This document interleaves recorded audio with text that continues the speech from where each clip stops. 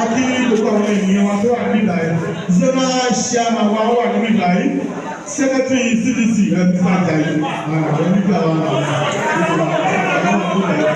Àwọn ẹjọ́ mẹ́rin ni wọ́n sì sọ̀rọ̀ tó yìí. Ẹlọ́jú mi. Ẹjọ́. Adelabu Foundation àkọ́kọ́ irú ọ̀sẹ̀lẹ̀ fẹsẹ̀ yìí àkọ́kọ́ àwọn ìṣàdúrà fún wọn ni nígbà tó kó ìtura yẹn àwọn tẹ̀tẹ̀ kọ́ wa àwọn ìṣàdúrà fún ọ̀sán àbáyọ̀mí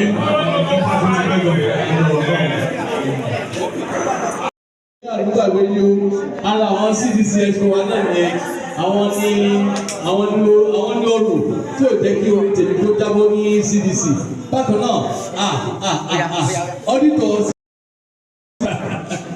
Comrade Abubakar ẹ ṣé gan àwọn náà wà bí thank you very much ẹ ṣé tẹwà o mo kí Mr. Afukusho ti ìgbèsè ẹ ṣé gan tẹwà o ní pàápàá jùlọ mo wá kí ẹnìkan tí mo máa ń pè ní bàbá wọ́n ti pè kí n má tó lè fún kò sí ká tó yọ bẹ́ẹ̀ bàbá ni wọ́n Dr.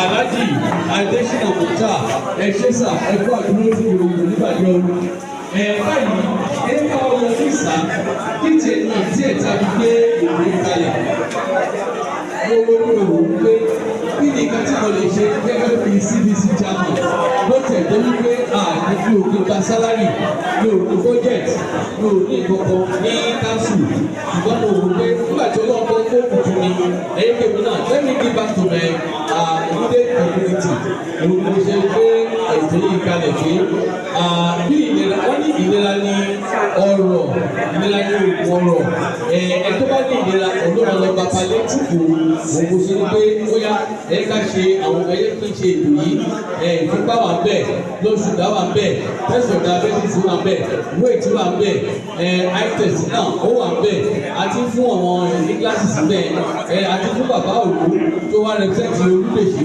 ti ìlú Ìdèṣì ó ti rí another woman leader náà àti fún ọ náà níbi ìdí tí a fi gbé ètò ìkàlẹ̀ gan nìyẹn kò jù bẹ́ẹ̀ lọ mo fẹ́ ó wù mí lóye pé gbogbo wa yá wà ní ìlera wípé ẹni tí ò bá mọ̀ wípé òun ní àìsàn kan lára tó bá kàn ń rìn is a walking call ṣùgbọ́n tó bá ṣe àyẹ̀wò olóyìnbó máa ń sọ wípé prevention is better than cure so tí a bá ṣe àmọ̀ wípé nǹkan báyìí ló ṣe wá a rí i pé kíákíá a lè bójú tó lẹ́ẹ̀kan sí i mo kí gbogbo wa mo rí aláàjì náà tó bá aláàjì Fatai wá láti báyìí ẹ ṣé aláàjì wa ẹ ṣé tẹwà God bless you lórúkọ Adelabu Foundation mo kí gbogbo wa pé àwọn tí a wá lè ní ẹ ṣé gan-an o ẹ ṣé tẹ̀síwá o ó lọ ní fi eléyìí ṣe àṣemọ́ o nígbà míì tí Adelabu Àbáyọ̀mí tí ó bá tún máa ṣe nǹkan míì ajẹ́lé tó pé á tún dájú ilé lọ òkè ní ọwọ́ gbogbo adé ònà lọ lẹ́ẹ̀kan sí ó kí MC náà Adelabu gbogbo àwọn sí wòbéwòbé tó bá gbọ́ rédíò 106.1 FM rédíò ti dìrífẹsì àwọn ìpè ọkùnrin òdú ni wọ́n ń ṣàkọ̀ fún ológun Adelabu wéwòbé ọmọ bàbí ẹ̀mọ̀ ṣó ẹ ṣé tẹ́wọ́ thank you very much and God bless you all ẹ ṣé thank you very much.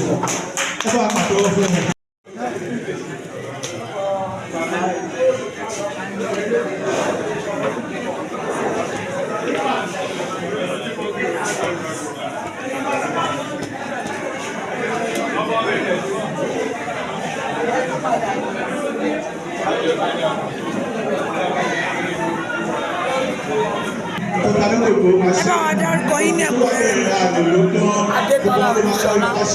ní orúkọ yín láti bo lẹ ti wá sí Ìbèṣì náà lẹ ń gbé Johnson Street kí lẹ lè sọ fún wa Church Street kí lẹ lè sọ fún wa pàtó nǹkan tó ṣẹlẹ̀ mi. Wọ́n tẹ̀sí àwọn àdàbà kíláàsì àmàdúrà ọlọ́run tó jẹ́ bàbá tẹ̀síwájú àwọn ọ̀dọ́ tó ṣe kan fún alálàáfíà àfàlàfíà lórí gbogbo ọjọ́ ayé wa. Kí ni nǹkan tó wá fẹ́ sọ fún Adelabu Foundation? Ohun tí mo fẹ́ sọ fún Pastor Adelabu ni pé it's a very good book. knowing him for the past almost 15 years. Àwọn gbàdúrà kan náà kó jọ kó wá ní ọdún tó ṣe kékeré kó jẹ́ continuous exercise. Even to those people in the school, the children in the school, so kó jọ kó wá gbé lọ́dọ̀ àwọn ọmọ kékeré ní school. Ọlọ́run á ràn wọ́n lọ́wọ́. Àmì ẹ ṣeun.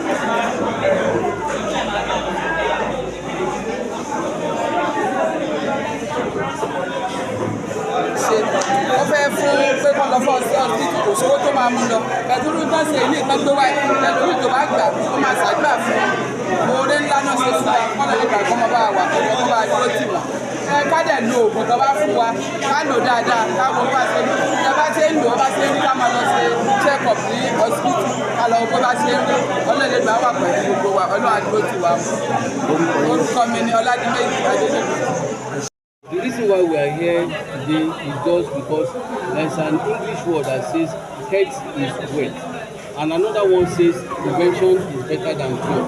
So I look into my community and how can I improve the health of our people. That's why I said let me have this medical outreach which cover eyeglasses, eye test, malaria test, diabetes test, even the blood test, the weight and everything. That's what we are doing. So what do you intend to achieve with this program?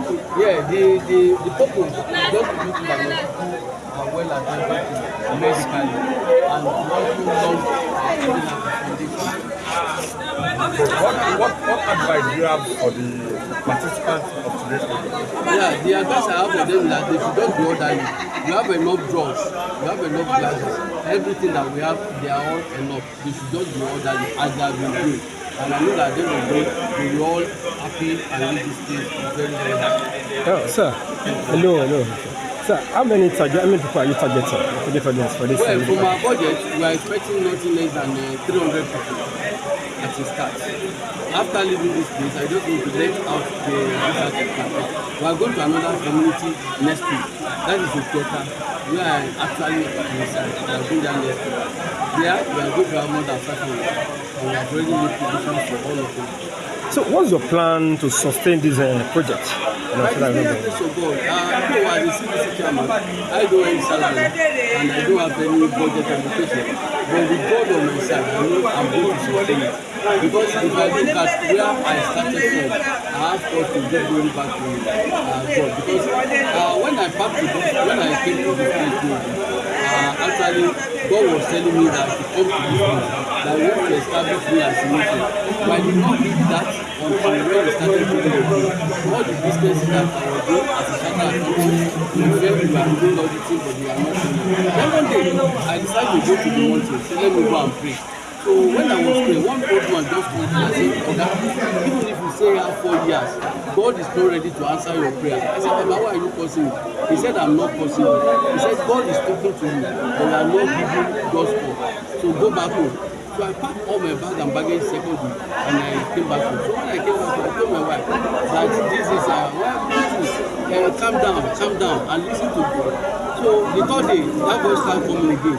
Go to that place, I will make you a mission. So because I bought this land some few years ago, I refused to develop it. So when I came there, the CDA people, they came to me and they said they are CDA. I said, what is CDA? Because where I come from, I don't know what is CDA. So I started the work as far back as 2008 when I became the secretary of the Ayibami CDA. Then from there, I got the CDC financial secretary. Then from there, I became a chairman. And the blessing of God kept on coming. Why? Because I was serving people. And the head of those people that I'm serving, they keep on praying for me. For example, I was a particular day, I was just driving back. And one man stopped me. I said, Chairman, stop. So I want to tell you something. I stopped. I started praying. After praying, he said something that is very, very wonderful, and he said, Chairman, every week I set aside one day to fast and pray for you. I don't know the funny thing, I'm a pastor, but the man was a Muslim. So it is the people that have been sustaining and praying that have been helping. Yeah, okay, sir. Now let us look at primary health facilities, especially in your local team. What would be your advice to the local government? Well, my advice is that they should go and develop all the primary health facilities. There are some of them that they lack drugs. For example, I was PAC here in Ibishi. We don't even have suite for blood tests. We have to go and buy when we are organizing. So I advise that they should just take a look and make sure that they upgrade some of them. There is no, by now, Igogobaye should be proud of even a home general hospital by now. And I know it's doable by the special grace of God. Okay, thank you, sir. Thank you, sir. Owutu FM, Owutu FM, Obeni Korodu Lagriki, Owutu FM, Baba Mama Ẹ̀gbọ́n pẹ̀lú àbúrò, Owutu FM ní kẹ́ máa gbọ́, Owutu TV ní kẹ́ máa wò.